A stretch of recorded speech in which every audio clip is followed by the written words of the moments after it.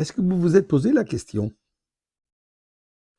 Semaine dernière, par Yitro, les 10 commandements. La révélation de Sinaï.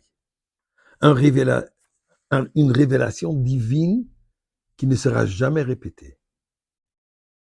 Un moment extraordinaire. On reçoit les 10 commandements, on reçoit la Torah, on est devenu nation. Suit la parashat Mishpatim, parashat de cette semaine. Et de quoi on parle? De quoi on nous enseigne? De l'esclavage. Les lois d'un esclave juif.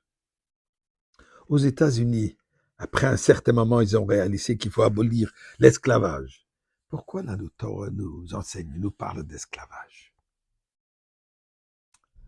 Alors, pour comprendre cela, d'abord nous devons remercier Dieu pour nous donner une compréhension et une possibilité de la délivrance, d'apprécier c'est quoi la liberté et comment on y atteint et qui est esclave.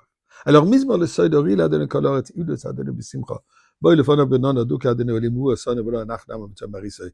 Boy shor besay de khatsre se bisi le hide le bach jumoy qui toy va donner le l'homme khasda via doy vodore munasoy au nom de la tzedaka en remerciant et en priant à Kadosh Baruch Hu pour la sécurité de tout Am Israël et du monde entier.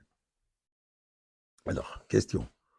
Pourquoi la première mitzvah n'est pas à propos de Shabbat, Yom Kippour, Tefillin, allumage de bougies de Shabbat?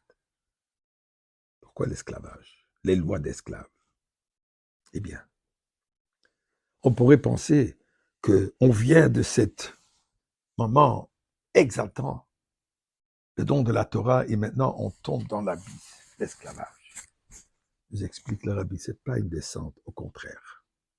C'est le but de Matan Torah.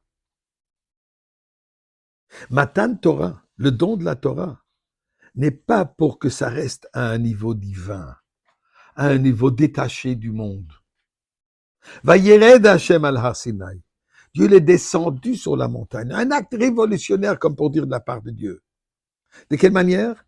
Il s'implique dans le monde. Il s'implique dans la réalité humaine. Et Dieu reconnaît qu'il y a une certaine réalité humaine qui est de l'esclavage. Quel esclavage? Nous sommes tous d'une certaine manière esclaves. On est esclave à l'argent, aux habitudes, l'ego, la peur, des attentes de la société. On devient esclave à cela. Nous dit la Torah. À nous de comprendre que même que c'est une réalité, oui, Dieu dit c'est une réalité de la condition humaine. Mais il faut savoir qu'il y a une limite à cela. La Torah nous dit, quand tu as un esclave juif, et qu'est-ce qu'il peut avoir de plus bas que cela? Pourquoi est-ce que cette personne est devenue esclave? En grande majorité des cas, puisqu'il a volé de l'argent ou il a volé quelque chose et il ne peut pas rembourser, alors le Bédine va le vendre en esclave. Donc on parle d'une personne qui est à un niveau très bas. Nous dit la Torah, même celui-là, son esclavage est limité. Après 6 ans, il faut le libérer. Même pendant qu'il est esclave, son maître doit le respecter, doit lui donner une certaine dignité. Une halakha, par exemple. Avant que le maître s'assied à manger, il faut qu'il lui donne lui à manger et aussi bien manger que lui-même. Puisque la Torah nous dit, c'est pas une question de punition. On n'est pas là pour punir la personne. On est là pour l'élever, pour l'aider à s'en sortir de son propre esclavage. Comment ça? Eh bien, la Mishnah nous dit, En lecha ben chorin ela mi she'osek batorah. Il n'y a personne qui est libre pour apprécier vraiment la liberté, c'est celui qui étudie la Torah. Mais pas d'un niveau d'étude intellectuelle, mais de le vivre, de se laisser imprégner par le message, par les enseignements, par la Torah et les mitzvot. Et c'est ça la raison pourquoi ça vient juste après Matan Torah. Pourquoi? Puisqu'en réalité, après le don de Sinaï, qu'on était tellement excité, tellement élevé, nous dit la Torah, Et maintenant, quand tu retournes au jour, tu retournes à ton esclavage, tu retournes à tes habitudes, tu retournes dans ton petit igloo, dans ton zone de confort, où tu es capable de t'en sortir.